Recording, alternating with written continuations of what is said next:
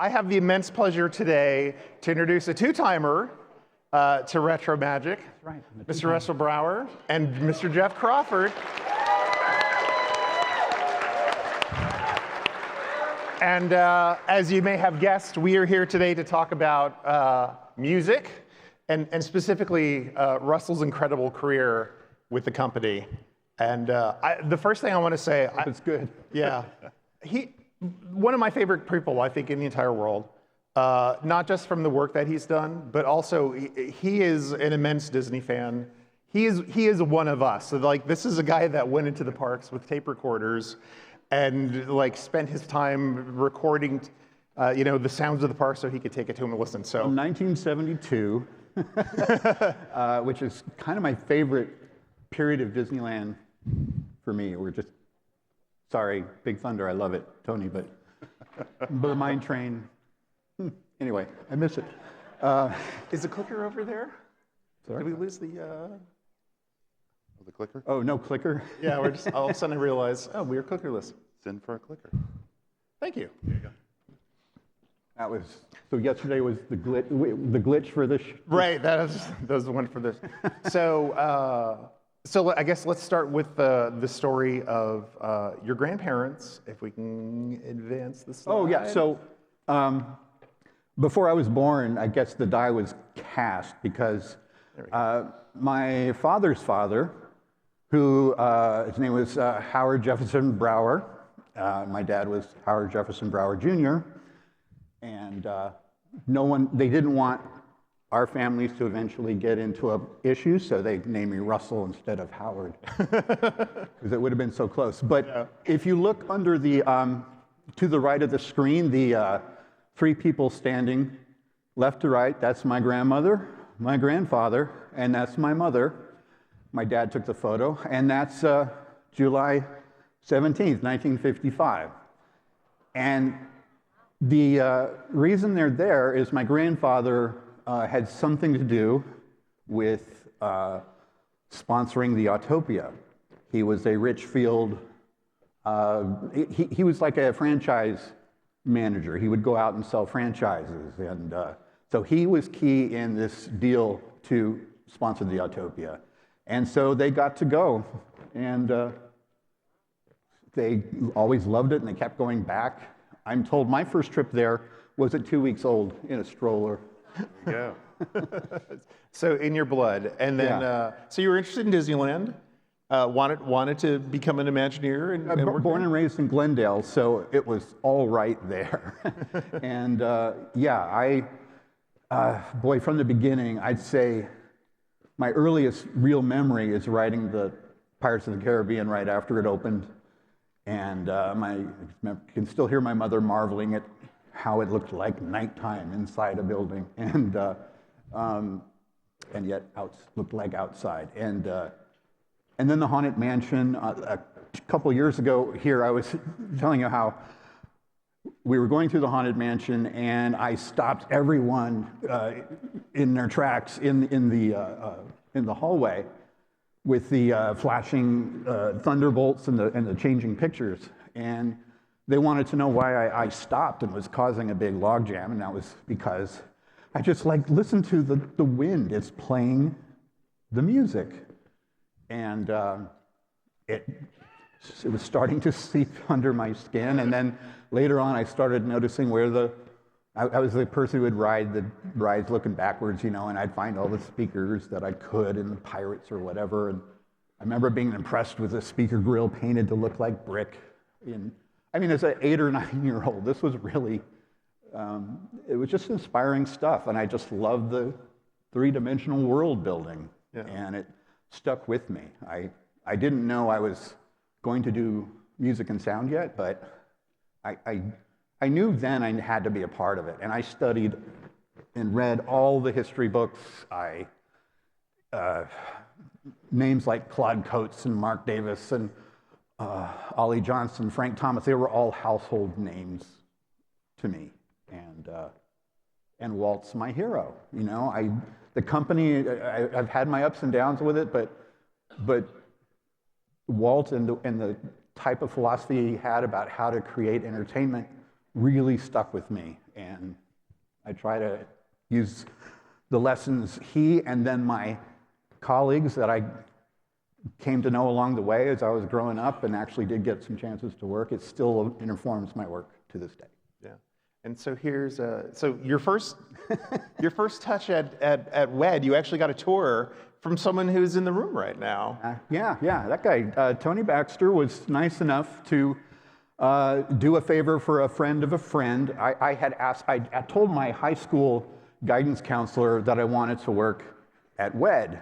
And for one thing, she knew what it was, which kind of surprised me. But she was surprised because she had never, I don't think, had a student come in and know exactly what company they wanted to work for.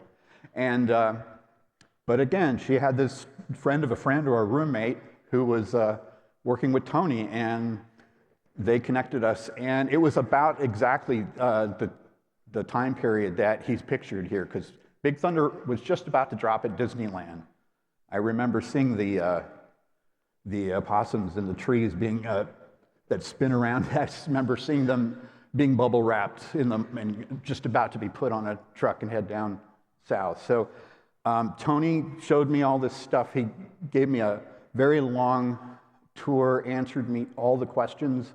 And if you go to the next one, he and I were just talking about a moment ago that back then the Epcot presentation area, which was kind of where the sound studio ended up being built years later, it had all the main pavilions of Epcot that were planned set up there. And he showed me all of them, but Living Seas, with his original, the whole dark ride intro and stuff that he's going to talk more about, I guess, tomorrow, it spoke to me somehow. I don't even know exactly why.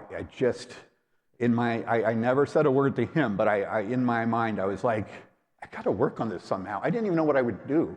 I had nothing to offer except enthusiasm. But I kept that bottled up, and I could not have foreseen how it would turn out that I'd get to work on it. I didn't chase it down all those years. I chased a career down, and luckily the Seas came along at the right time. And you made friends with like a lot of Disney legends and people that I think a lot of us would be jealous that you had made friends with. The first thing I did was, like on my lunch breaks and stuff, I'd run over to the studio and I'd poke around. Sometimes I went up, because my first job ever, I was right out of high school, and a lot of times I'd be being a gopher and delivering stuff, and I'd go to the studio and I'd try to go around lunch so I could stay longer, and I wandered into the archives pretty early on. And Dave Smith became one of my very best friends. He was one of my groomsmen when I got married years later. And he kind of bridged for me that relationship to the past and all these amazing people. And getting to see, because I was 18 years old, and I was being a sponge, and I was starting to find my way, and I owe a great debt to him. He's an amazing man for me. And not only people from WED, but also people in the animation studios. You asked me the other day, was there a point where I knew I had made it? And I answered there were several. One of them was when I found myself riding on the back of Ollie Johnson's large gauge train. And, there it is. And I'm on the back with Frank Thomas standing there. And I'm like, this is what dreams are made of, and we're just talked about Walt, talked about art, talked about music and all sorts of things. And because Ollie Johnson would occasionally have these these live steam parties. And in one day, we rode his small train that ran around his home in his backyard in La Crescenta, I believe, area, La Cañada area. And then later in the day, we all went down and rode that train. And it was a day just like that. He had, I don't know how long his track was, but it didn't loop. You had to go up and then backward. each time, but it was special. So even though you started initially in the visual field, you did eventually get to work on a little bit of stuff on the side in the music and sound area. Yeah, so I was, my principal skill at the time, I was like the school artist and all of that, and I tried my hand at model building and sculpting, and the usual suspects I felt would be really helpful, and they were, especially in helping me to learn to talk to other artists and whatnot. But when I got there, I found out pretty quickly that to operate at this level, you need to want something really bad, so you want to like apply yourself and be your best. And when I was suddenly surrounded by the cream of the Disney artists, especially some of the old timers, I tried not to let it show, but I was just scared to death that they were going to find me out any day now and show me the door. But somewhere in there, after Epcot opened, a lot of people talked earlier about how WED would expand and become 2,000 people and then shrink back down to 500 or 700 people. And I managed to survive the first cut because I had pivoted to sound. The sound department was still here in Florida working the bugs out. Imagination hadn't opened quite on opening day, and Horizons was another year plus down the road. So I was able, with the sound department kind of out of the town, I was able to do music and sound effects in a proof of concept role. It was the audio equivalent of making models or doing concept art, and we cleared it with the sound department. They knew exactly who I was, and I think they thought of me as a bit of a pest because I'd hang out there a lot because I had this out of control hobby of music and sound. It just never occurred to me to make a living at it because my parents discouraged it rabidly. So they said pursue drawing, but they didn't understand this was getting kind of hard. So anyway, WED back then held true to what I had read about in the books. People noticed what you did on the side and all the things you loved to do. And if sometimes there was a chance to do something, you could get to do it back then. And the only rule with the sound department was they said, please be sure nothing Russell does can ever be heard by the public because we haven't broken him in yet. He's not blessed yet. So, but I did I was in hog heaven. And once I did some music and sound design, I realized that's the thing I want to do so badly that I'll do it. I mean, every night I went home and I stayed up half the night still working on stuff. I don't know why I didn't realize for so long that my calling was really what I considered my secret fun thing that meant the most to me. And that's what I should apply myself to. And that slide was from the proposed Tron arcade that was supposed to be part of Communicore. It had at least 3 revisions before it became, years and years later, Disney Quest. But it was once the Communicore game grid, and it was supposed to open maybe in '83, but and then it was the Tron arcade because that film was coming out, and I had managed to do some sound design work on the original Tron film, which is a whole nother story because I didn't mind my own business, I guess, and and so yeah. So, but about a year after Epcot opened, the changeover started happening with what ultimately led to Eisner and Wells entering the picture, which turned out to be later a bonanza, but in that moment, it was time to go, and the project was shut down, and I rapidly found myself working at Alchemy 2, this company that made Teddy Ruxpin. And before we were doing sound, I had got my pencil out again, and I helped design even the mechanism that went inside his head. And but once we started doing the sound, I'd expressed an interest in writing the songs, but someone already knew George Wilkins, and I knew who George was because I had seen him and Buddy Baker wandering around WED a couple of times, and I was too scared to approach them. I bothered the sound department no end, but I just, these guys were like royalty on a whole nother level to me, and I just couldn't do it. But then, but it was, I had no business writing songs for Teddy Ruxpin, but they brought in George. And I rapidly learned in my career that if you don't get the gig, see if you can get a job with the person who gets the gig, or somehow. And because I worked for the company, I produced all the tapes that went in Teddy, and the side effect was I worked in the studio with George Wilkins every day for about 2.5 years, and just absorbed, and he taught me how to be a composer, a musician. Just an amazing, generous, 98% humble man, and he, the songs he wrote are just incredible. And then later on, The Living Seas was coming along, and George had basically retired from full-time employment at WED, and he was still doing music under contract because he was Teddy Ruxpin was booming back then. So he said, I mean, of course I knew The Living Seas was finally being built because I'm just into all that stuff. But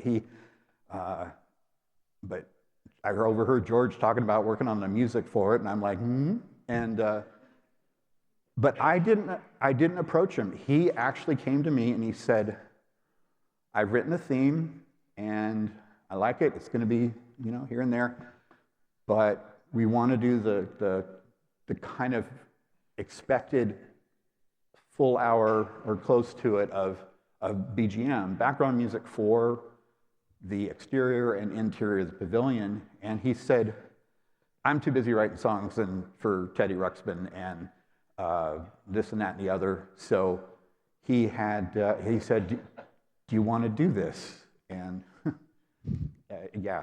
So, so that was my big break musically. And I was starting to find my musical voice by then. I'd done a lot of stuff, but no one would ever let it be played in public. So, The Living Seas also was the first thing I did that happened in public. And he wrote this lovely melody, and I had extrapolated out to an hour, and I wrote some counter melodies and some themes that weren't related but kind of fit with it, and some in-jokes and things like that, and created the rolling sound of the waves and stuff, the gurgling bubbles, and put the whale song in and stuff. So another time I knew I made it was after it opened, and I was there in the observation deck. There was a young couple right up against the glass, and I overheard the woman ask her friend, "What do you suppose the music's being piped out into the tank because the dolphins seem to be dancing to it?" And I just about fainted, and like Homer Simpson backing into the bushes, I just I don't want to ruin this moment. I'm gonna not say anything. So I just got out of there. But that was huge, and I sent my parents to go see it and all of that, and worked with Disney for, you can go on, I worked on television shows. I did not work on Freakazoid, but thank you. Oh, sorry. Animaniacs, though, Batman, Tiny Toon Adventures, and Tasmania. Hundreds and hundreds of episodes. Right, and I know wasn't hugely popular at the time, but has become a fan favorite now, is the Back to the Future animated cartoon. Animaniacs was really popular.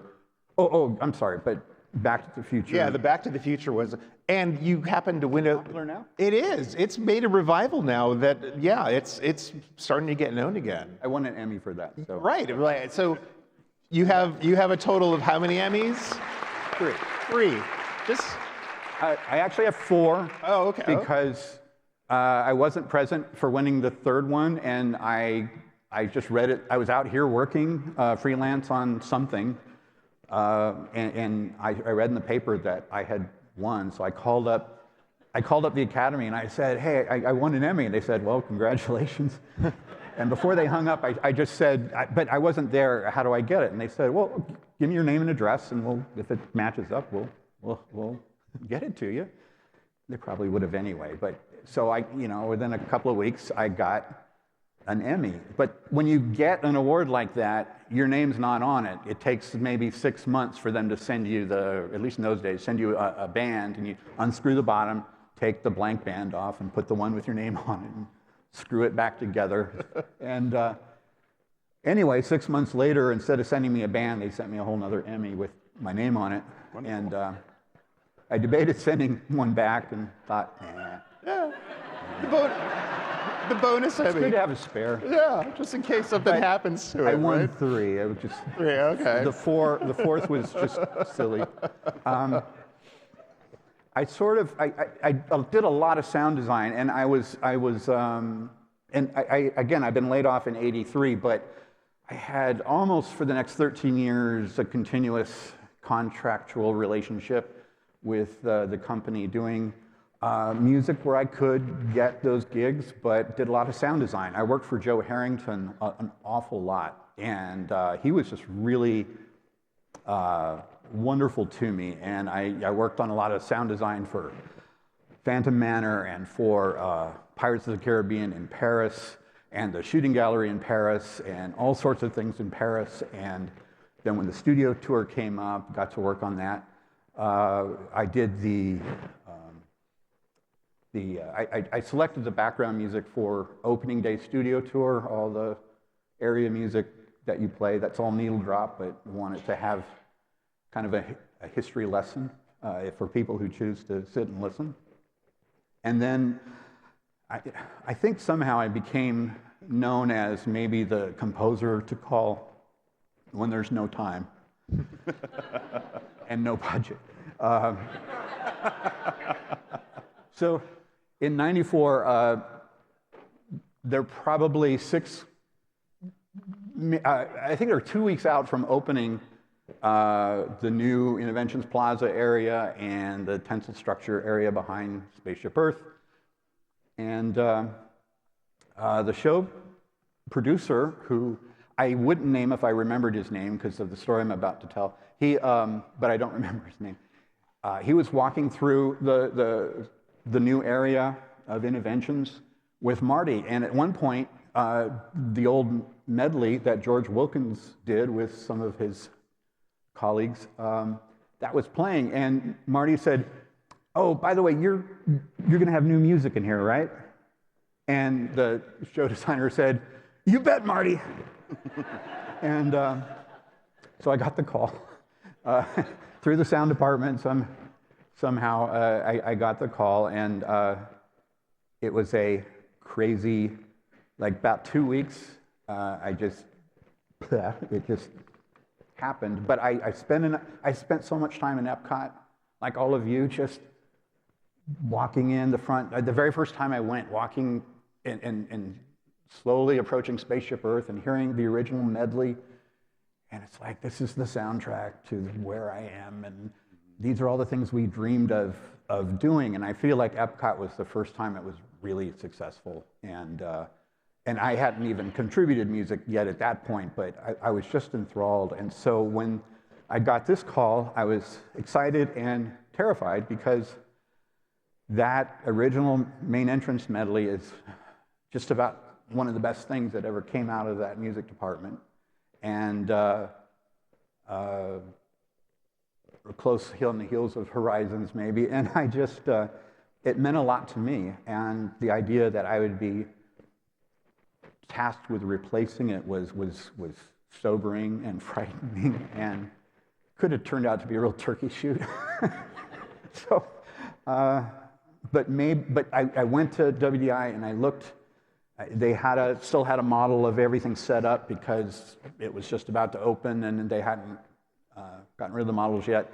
And I just I spent like 2 hours just sitting there, or walking amongst the model of Spaceship Earth and everything, and the tensile structures, and just tried to imagine. And then, like I said, I went home and it just kind of came out because it had to.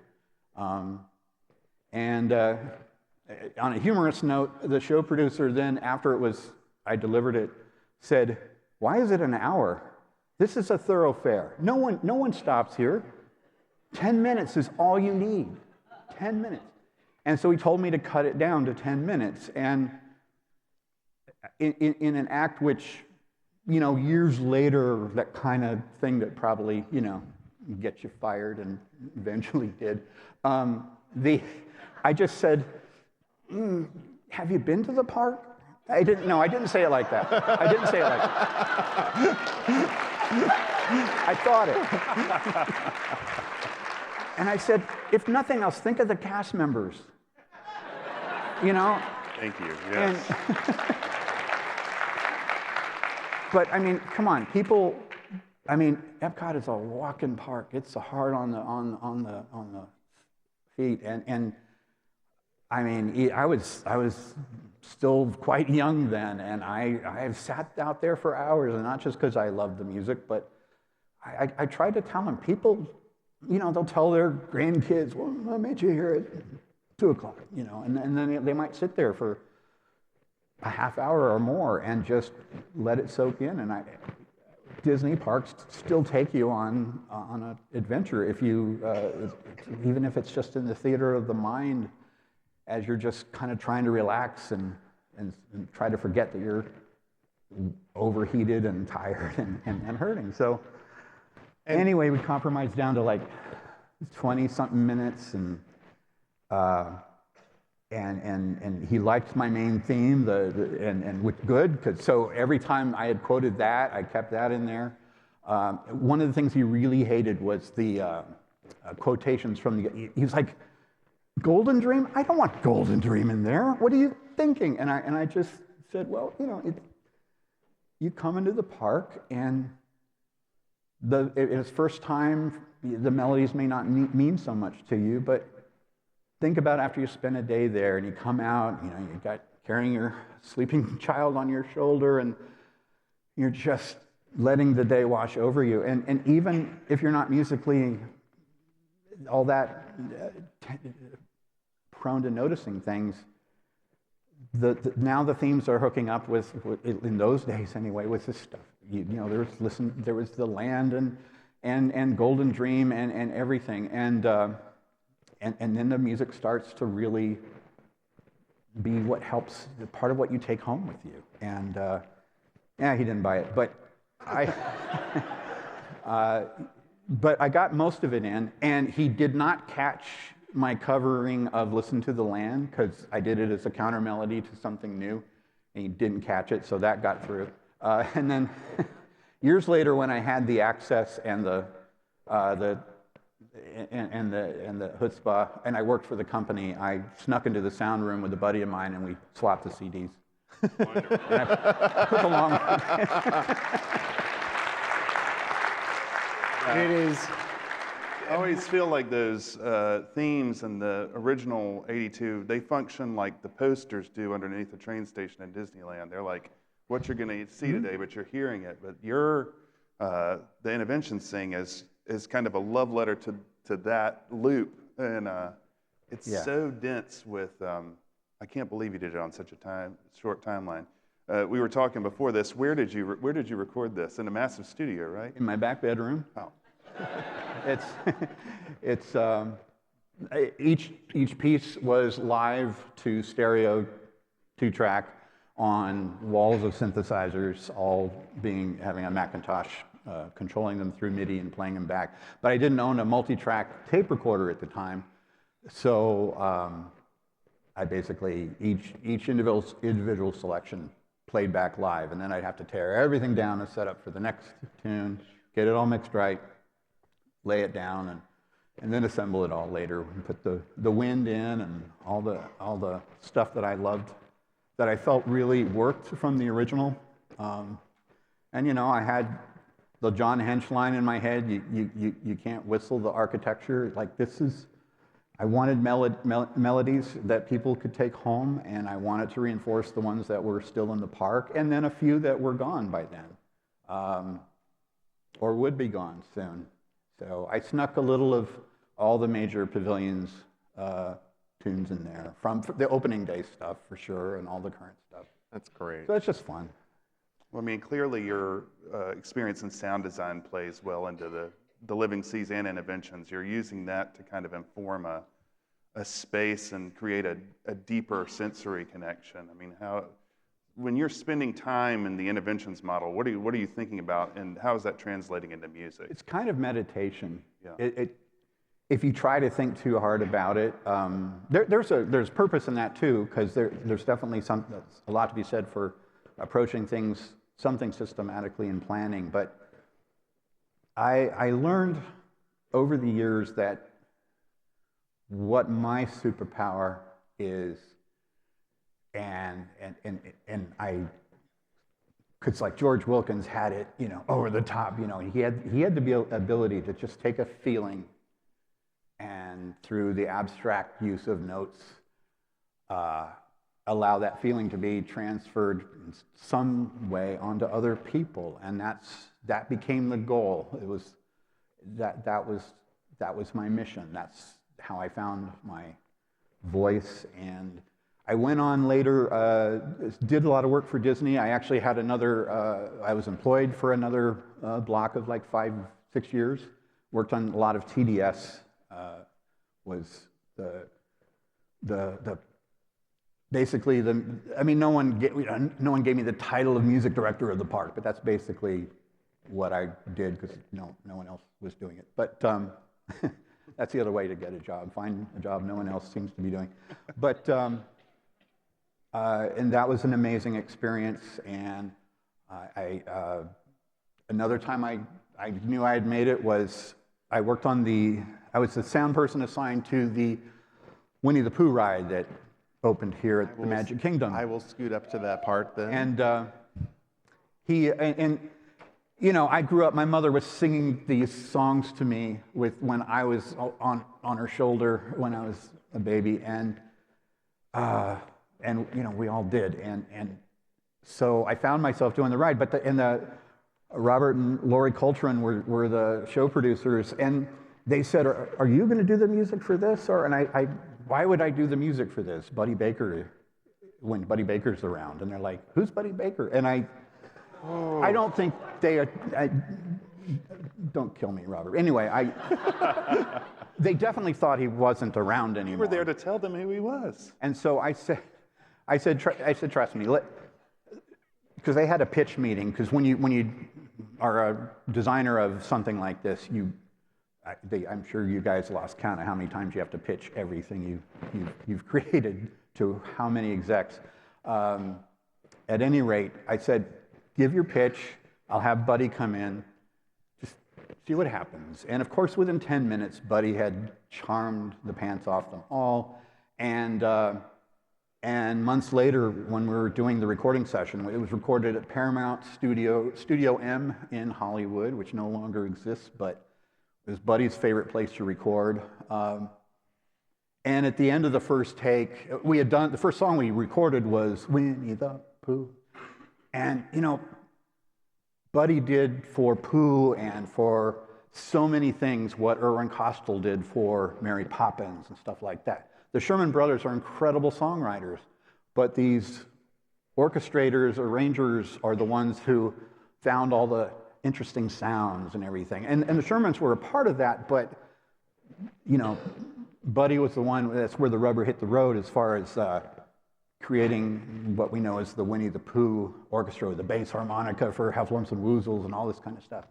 And given the time that this all went down, I'd say 3/4 of the orchestra had played on the original, and all but 2 of the singers had sung on the original. The others had passed away. 3, and Thurl Ravenscroft, who I had booked, but he called Buddy at the last minute and said that he didn't feel he was up to singing anymore. So my heart was broken, but I had gotten to meet him at that Tiki Room session that we saw earlier. That was the first time I've seen that since it happened. That was very cool. So Buddy was a hero of mine. The Haunted Mansion, come on. He's the one who made the wind play the melody. So he was great. And then at the end of that first take, Buddy turned, and I realized that I was kind of like probably a deer in the headlights at that point, because I was feeling like maybe I've made it. And Buddy turned around. I suddenly realized Buddy was staring at me. Richard Sherman, who was sitting to my left at the producer's desk, kind of poked me in the shoulder, and he goes, I think that was a good one, huh? And I said, no, I thought, you're asking me? Really? Out loud, I said, why, yes. Richard, I tend to agree with that statement. I got way better later, but I was scared. But it really, I mean, I learned so much from these people, just being around them and their way of doing things, kind of from the old days of Hollywood, and writing pencil to paper. That's why I gave him that shot of me writing at the piano, because that has something to do with that. I think there's just sitting at synthesizers and recording the keystrokes of my playing, especially since I suck as a player, it's just, that's not where the magic happens. The magic happens just sitting at the piano, maybe hitting a few notes, but it's all in here and then writing it out by hand. That's the thing. And I learned that from these people, and it's just special. It was such a moment when you came up that there were still so many people still around and even working at Disney, like we were saying, that you're on the train with. They had this tremendous institutional knowledge that they handed down to your generation. You talk a little bit about that. That's the thing I'm most concerned about moving forward, is that there just isn't the long-term institutional memory and knowledge. But that's why we're all here, because if they won't do it, we'll do it. So I found it interesting. After this, your next move was into the digital frontier. Well, video games just made a lot of sense, because they're basically theme parks in a box, and you can take it with you. Who doesn't love being, at Disneyland and feeling like you have the place to yourself or something, and that's the way games can be. So yeah, for 12 years I worked on World of Warcraft. I wrote like 40-something hours of music for that, and StarCraft, Diablo 3, and so if there are any people playing video games like those things out here, we got some crossover. And that led to concerts and, oh God. It looks fun. And I learned to be mildly dangerous on the podium, and for concerts, I'm very Oh, it didn't play the music. up. Dang it didn't play the music. And so like the picture that's up now, that was a bucket list moment for me. Again, when you kind of get a feeling maybe I made it. That's at Red Rocks outside of Denver, Colorado, which was, just who doesn't want to play there, So I got to conduct this piece there, and it's okay. I'd rather hear this other thing that's coming up next. But when that piece was playing, it was called Magnificent Desolation. It was from World of Warcraft. And at that moment, the wind started picking up, because it's this outdoor amphitheater in this beautiful place. And my hair was flying. The guy who runs the concert series never let me cut my hair, because he thought that was like an effect. And even some of the music started flying off the stands. So it was sort of, I don't know, like a movie, but we kept going, and it turned out great. And that was just, one of those things. And it kind of, again, conducting is something I watch George do constantly. So when I'm conducting, I'm channeling my old high school choir director and George, and a little bit of Buddy. He always conducted with a pencil, always just with a pencil in his hand. Never saw him use a baton. That's neat. And so we were chatting yesterday about, did you ever have anything that was rejected, or was everything always just accepted right away? And you had a great story. Well, yeah, things are often not accepted. And so when Euro Disneyland, as it was known then, came along, I, of course, just like I had locked in on Living Seas earlier on, of course, the Haunted Mansion, that's really cool, right? And through Joe Harrington, I was doing sound design for Phantom Manor and for Pirates and several other things in the park. But when I saw this concept art, which I did early on, and the models and everything, I saw what they were doing was different. I thought, maybe it's time to try something new. And for once in my life, I'll be really cheeky and see if I can submit a new melody. I know, don't kill me. But that would be a Western theme. So I did a demo. It was like 6 minutes long. We're going to play you like 40 seconds of it or something here, so that we don't die of sitting here listening to something. And a friend of mine who was working with Tony at the time set up a listening, and Tony was gracious enough, who didn't ask for this at all. He was gracious enough to go into the big studio at WDI and listen to it. And go ahead and play this one. Fingers crossed this works.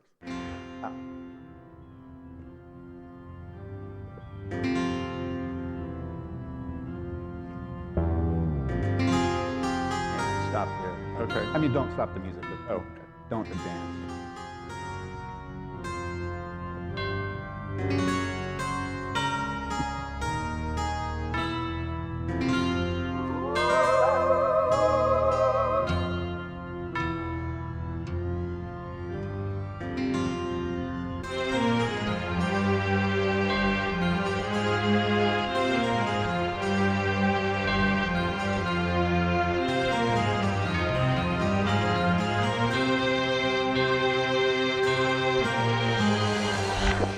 So, and I did this whole thing, and Tony very, very graciously and nicely, like few other people are, said, "Yeah, that's really cool, and thank you, but no, thank you. I want to keep the original melody, and I get it, and I learned from Buddy Baker a long time ago. If you if you have a good melody, hang on to it. It might become useful someday." So, some of his Ford Pavilion music wound up in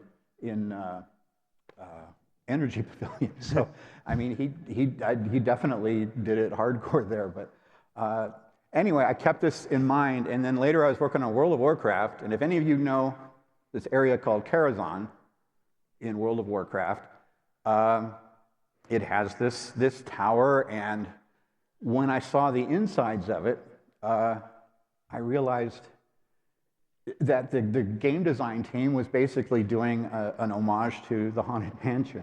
And I thought, I have something for this. So, Tony, 30-something years, 40 years later, just for a minute, I want you to hear this.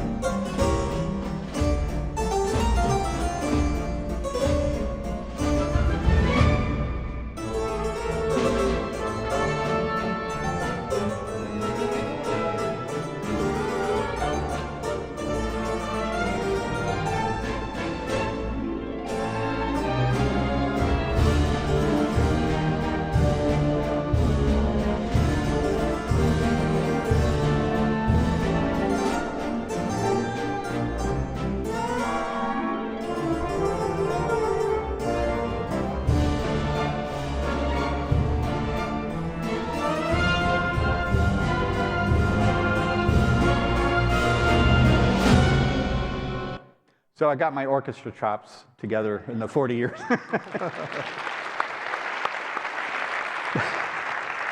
I put it in 3/4 because, at Disney, in the Haunted Mansion at Disney, we have the kooky organ in the grand hall, and so in this thing in Karazhan we had the kooky harpsichord, and then if you get to the next one, and now you can buy the sheet music, so you can find that online. Like, there's no such thing as a bad idea. And sometimes they just need to percolate and get pulled out again, right?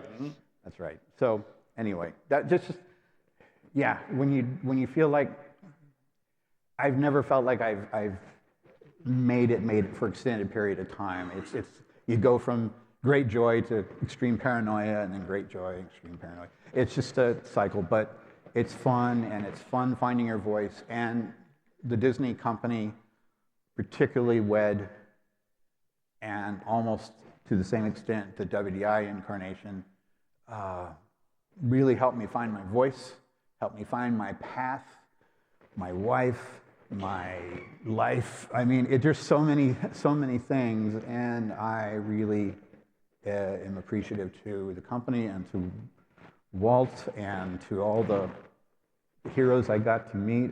When I met Ward Kimball, I was introduced as being from WED, and he said, "Well, I won't hold that against you." And he took me. And then that leads me to I feel amazed. I'm as someone said earlier, I echo. I just feel so lucky to be here. Thank you for letting this moment happen. And Oh my gosh. I just appreciate it so much. Well, thank you. Ladies and gentlemen, Russell Brower.